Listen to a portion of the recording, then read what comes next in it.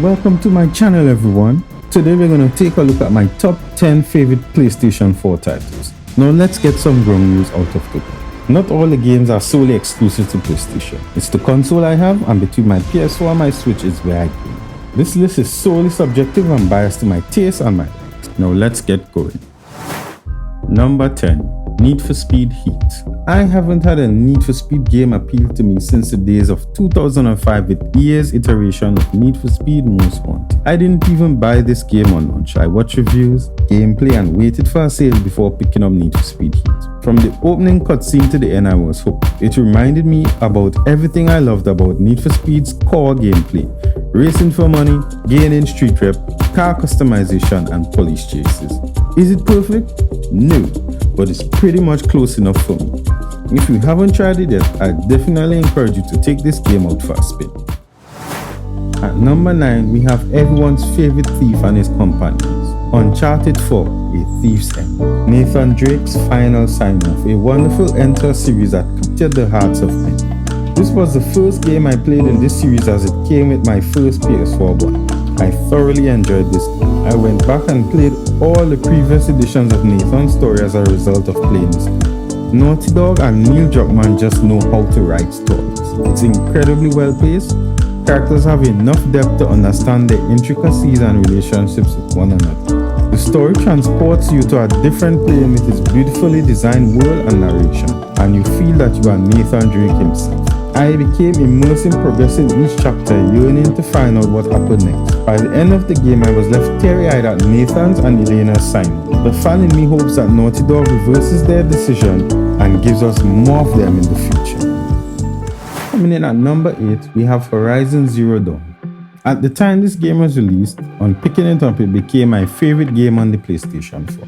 I remember the days of coming home from work to the controller to join Aloy in exploring a post-apocalyptic world where machine and man coexist. Humans have reverted to their primitive ways, losing all prior knowledge amassed over the centuries, and machines reign supreme. Exploring the vast world and discovering and conquering various machines was exhilarating, and sometimes a suicide mission. Squaring up large T-Rex-like monsters with a measly bow didn't seem quite logical, but it damn worked. I found the story to be quite creative, tying AI programs named after Greek mythological beings corresponding with their functions for restoring the earth. The function and role of each machine and why they were designed the way they were. A lot of thought and effort went into designing the game, and it showed in the final product. I enjoyed scavenging, gathering parts, upgrading and customizing weapons, the Hunter's Lodge challenges and so much more. Then there's the frozen wild content.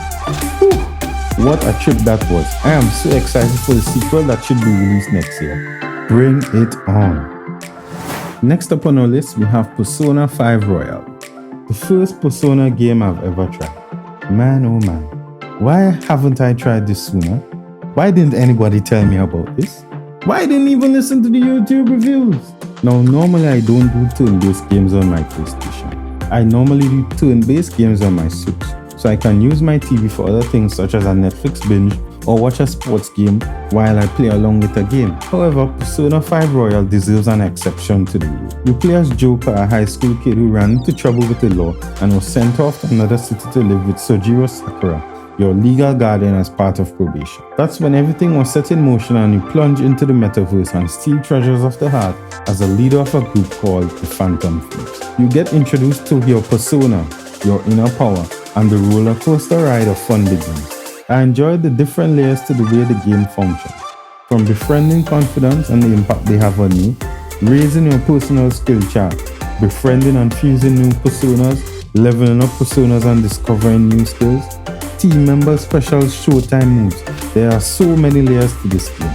I won't discuss the storyline because I figure many like me have yet to even sniff this game. All I'll say is the story will not allow you to put down the controller.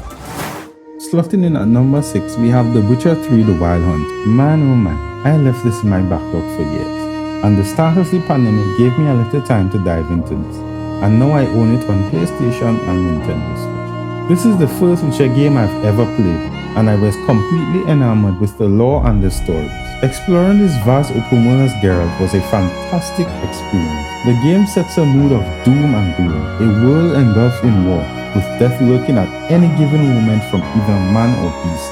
The quest for both the main story and the side events were written with depth and purpose. Each choice made by Geralt affects the world in which he lives, and you can see the impact of those choices as you progress along the story. There is so much to do while exploring the world, as you can engage in alchemy, customizing Geralt with mutagens, developing your skill tree branches, crafting armor and weapons to complement your skills. And let's not forget the brilliant card game Gwent.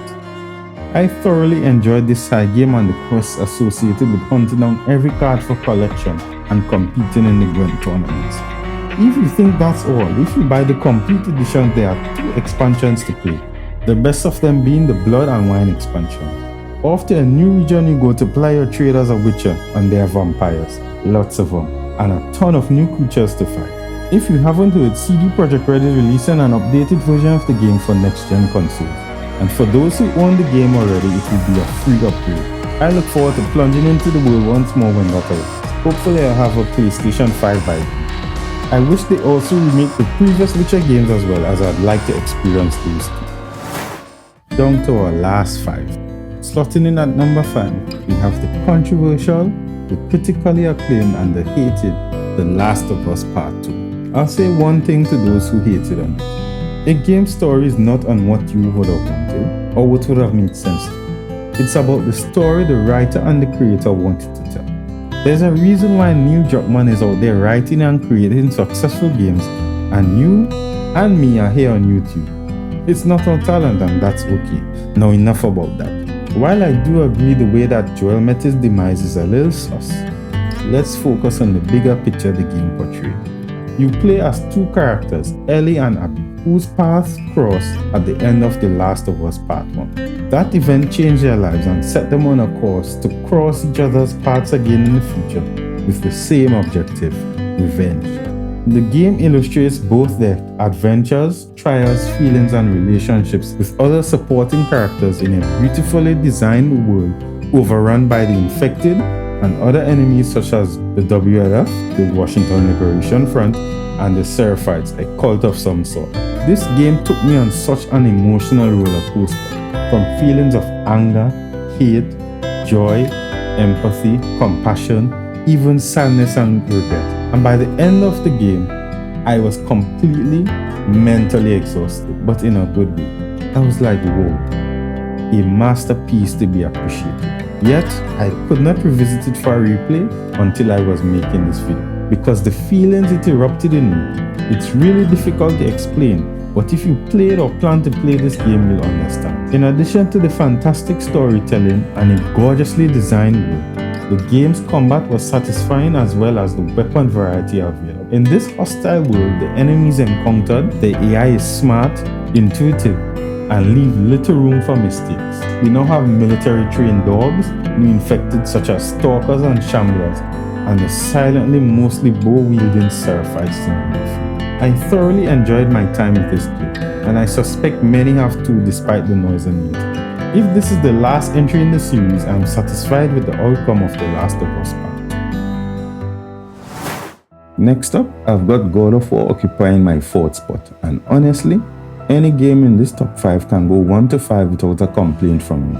God of War was simply a masterpiece in every which way. The cinematics, the voice acting, graphics, storyline, combat, activities to do in the world, and the music. These elements of the game worked in perfect synergy, building to an epic climax. Props to Santa Monica Studios. They raised the bar for video games with this release and set a standard within the industry. The game is set in the realm of Midgard, and following the death of Kratos' wife Faye, Kratos and his son Atreus set out on a journey to fulfill their deceased loved one's wishes to spread the ashes on the highest peak of the 9 realms.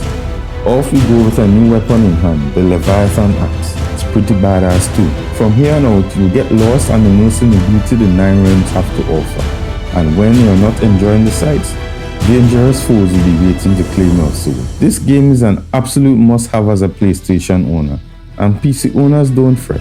In 2022, this game will find its way over into the PC universe. Sitting at number 3, we have Red Dead Redemption 2. I've played this game to beginning to end about 5 separate times, and my only complaint about it is why can't I have more stable slots to collect horses. You play as Arthur and accompany Dutch and Jose and leading a group of outlaws across the United States evading law enforcement. Outside of a captivating and engaging main story, I've spent countless hours exploring the world hunting animals, horseback riding and taming new horse companions. There are a variety of activities to engage in besides these. There's treasure hunting, train robbing and other forms of robbery, horse racing NPCs and various side quests that tell a story of their own. The world of Red Dead Redemption is vibrant and teeming with life both within towns and in the wild. The attention to detail specifically with animal animations and interactions is something to behold, and is as close to real life as you will get. Wolves will pursue you and hunt you down. You'll even find them frolicking and playing in the wild. A grizzly bear will smell you and charge at you like a freight train. A horse will get skittish around danger and buck you off. A cougar will patiently stalk you and launch at your neck to carry you to the afterlife. Then there's the beauty of the world's landscapes and the variations within. This is a game I'll never tire of playing, and for that solely it sits at number 3 in my favorite titles for PlayStation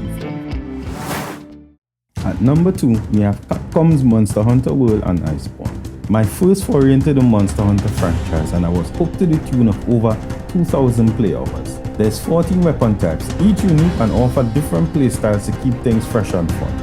Of my favorite weapons to use were charged blade, longsword, hammer, greatsword, dual blades, and spread heavy bow.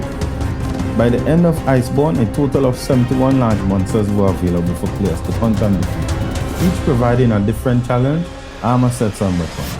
Each armor set provided different skills and set bonuses that made working your tail off to craft armor pieces beautiful. Then there's grinding for decorations and talismans that slot into and complement armor sets to make your builds even more deadly. Best of all, you didn't have to enjoy these experiences alone. Online play made it able to hunt with your friends or strangers over the internet and made the experience even more enjoyable. Then we've got to discuss world design and monster design. Both are equally vibrant and beautiful and is undeniably the best looking Monster Hunter game to date. My one and only complaint is the clutch core introduced in the Iceborne expansion. I hope to never see it again. Its introduction ultimately led to me putting down the game and never coming back to finish the last remaining hunts. However, that did not dampen my view or the enjoyment of this game in the grand scheme of things. Monster Hunter World / Iceborne thoroughly deserves number 2 spot on my personal list. The holy grail of the number 1 spot belongs to the one and only Ghost of Tsushima, Sony's sign-off game for the PlayStation 4 era. I remember first seeing this game teased at an E3 show, and I put this game on a short list of mine as a highly anticipated game for me. This game produced by Sucker Punch not only lived up to the hype, but completely surpassed my expectations and was the perfect final rendition for the PlayStation 4 era.